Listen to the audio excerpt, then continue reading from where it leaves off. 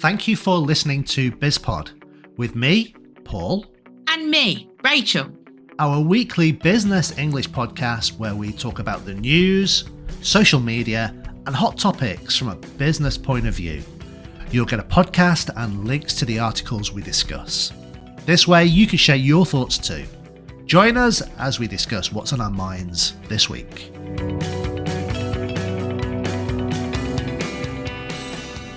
Rachel, what colour can you see on the screen? I would say it's a bluey green. What about you?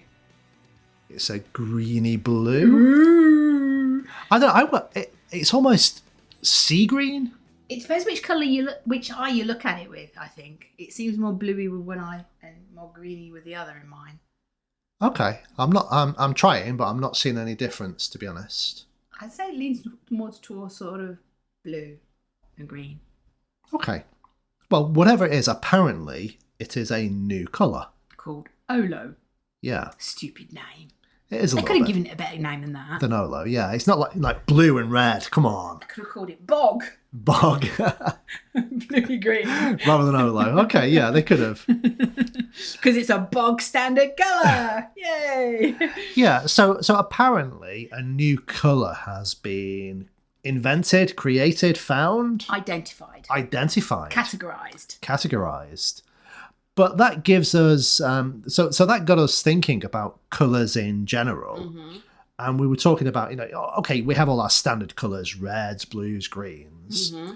And we were thinking about sort of how companies use colours. Mm-hmm. You're thinking greenwashing.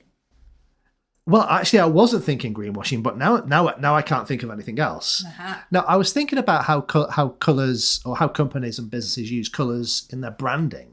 Yeah. So, if I give you a colour red, Yeah. what do you think of? What sort of brands? Coca-Cola. Coca-Cola, yeah. What about blue? What brands are blue? British Airways. Maybe, I don't know. Okay. I don't see it personally. What colours are green? What brands are green? None? What brands are black? Ooh. Guinness. Yeah, Guinness. Yeah. I can't think of a green one. I can't think of a green one either. Right. Blue, I was thinking Nokia. Oh, yeah, okay. Yeah, for Nokia blue, Coca-Cola red, things like that. I mean, but oranges, yellows. I mean, when you're choosing a colour for your brand, how important is the colour choice? for Very you? important. Why? Because it sort of identifies what with or what you do. For example, English Language Lab is the colours of the British flag, the Union Jack. Red, white, and blue, of course. It'd be stupid if they were green and yellow and orange. Yeah, because which country has a flag that's green, yellow, and orange? Is that South Africa? No. Germany? No. Green, yellow, and orange. I don't know. I don't think any country has that flag, to be honest. Maybe that could be our flag. No. No? Okay. Brinkley says green. Brinkley's sat here, our dog, he's sat on the floor, and green, he's like, yeah, I'm sat on a green mat. Yeah, I like grass. Grass is green. Yeah. Green's good. Okay, so green is our colour. Yeah. There you go. So the brand of English Language Lab is now green. No. Okay. No. Red, white, and blue. Union Jack. Yeah. Okay, but what about Olo? Yeah. I mean, honestly, That's like co-op blue. No. No, it's not actually. There used to be a chain of supermarkets in the UK. The cooperatives. Yeah. And it was a certain shade of sickly blue. Yeah, it's similar, but it's not quite there. Is it? It's not quite there. It's not sickly enough to be co-op blue. Yeah. Okay. Well, another brand that's red, Vodafone. Yeah. Again, green. I can't think of any brands that are green. No. What about yellow? Do you think anyone uses yellow as their brand Maybe colour? gold rather than yellow. Maybe. Yellow is... I don't think it's a great colour for a brand because we think of someone who might be called yellow. It's not a compliment, is it? No, you're a coward. It's a cowardly colour, isn't it? Yellow. Whereas green is an envious colour. Yeah. Red is angry. Blue is aloof. Is it? Okay. Yeah. Blue is the colour of most business, though, isn't it? If you think of Corporate business, blue. corporate blue, Yeah. they go for blues. And it's quite boring. What's wrong with some orange? Corporate orange. But then you're in the corporate world of Trump orange. When you think of something that's orange, it's You think of Donald Trump. with his suntan, his fake tan. Yeah, but I think orange is a great colour. I don't think orange is used in the corporate world as much as it should be. Yeah, so let's make Fanta. Yeah, Fanta orange. Yeah, there you go. So orange should be more common as a corporate colour. Forget blue, orange for the future. What about shades of colours like rusty red or rusty orange? Light blue or royal blue. Ooh, or green baize green. Yeah. Snooker green. Yeah. British racing green. British racing green. Now purple. Now purple's an interesting colour. Jaguar green. Well done. Land Rover green. Yeah, I But suppose they're a you're dark right. shade of green. They're dark green, aren't they? Yeah. Yeah. What about purple? Purple. The royal Prince. colour. Yeah.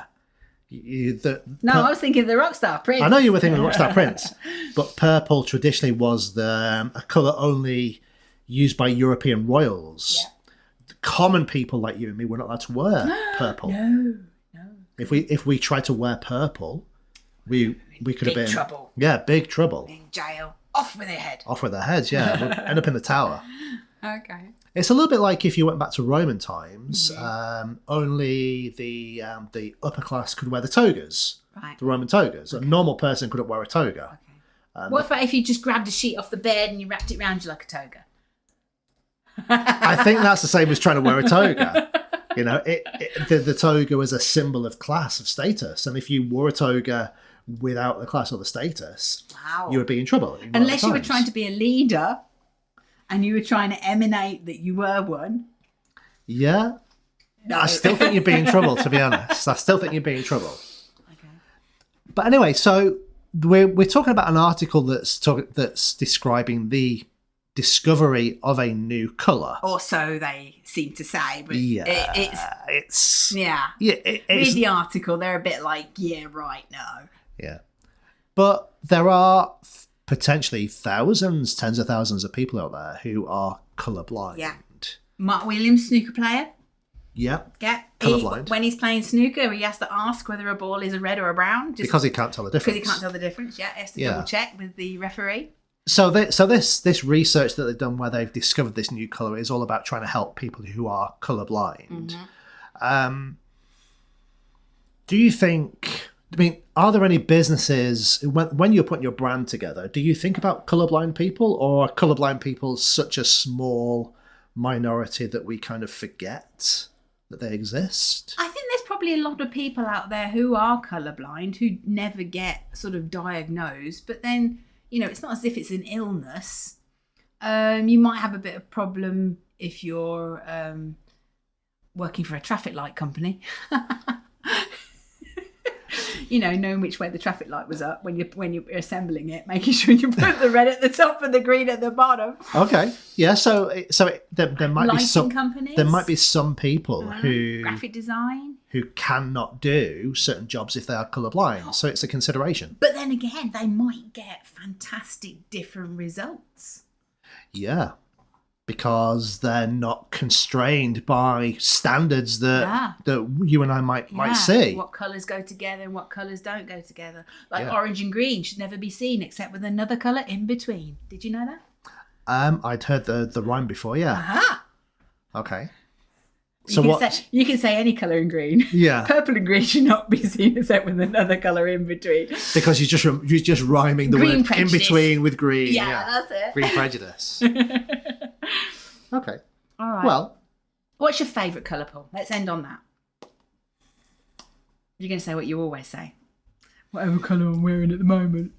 no. If I had, What's his favourite food? Whatever I'm eating at the moment. What's your favourite book? Whatever book I'm reading at the moment. I don't talk like that, so don't. No, I'm going to say my favourite colour is spring green. Ooh, as in the food? No, as in outside in springtime Yeah. when plants and flowers are luminous, just growing and coming out of hibernation, and there's a certain green quality to everything. Yeah. That's my favourite colour. Yeah. I swear that green you can actually smell. Yeah. the You smell walk of outside and you green. smell and go, That's that green. smells green. Yeah. Yeah. What's your favourite colour? It sort of comes and goes. In springtime, it's more sort of pastel colours. In winter, I'll probably go with like dark navies, grey. Grey's quite nice with a bit of colour. Okay. But grey was my winter this winter. You overwintered in grey, did you? Different shades of grey. You just didn't notice, did you, Paul? No, I didn't notice. Okay, all right. But now I'm wearing pale blue, aren't I? Yeah, that's true. Yeah, with pale pink slippers. Yeah, blue and pink, not colours that go together very well, Rachel, to be honest. Hate to break it to you. Unless you're an elephant. No comment there, I don't think. And we'll end on that, shall we? Okay, see you next week. Bye. Thanks for listening. We hope you liked our podcast, and please don't forget to subscribe and stay connected with us. Until next time, goodbye.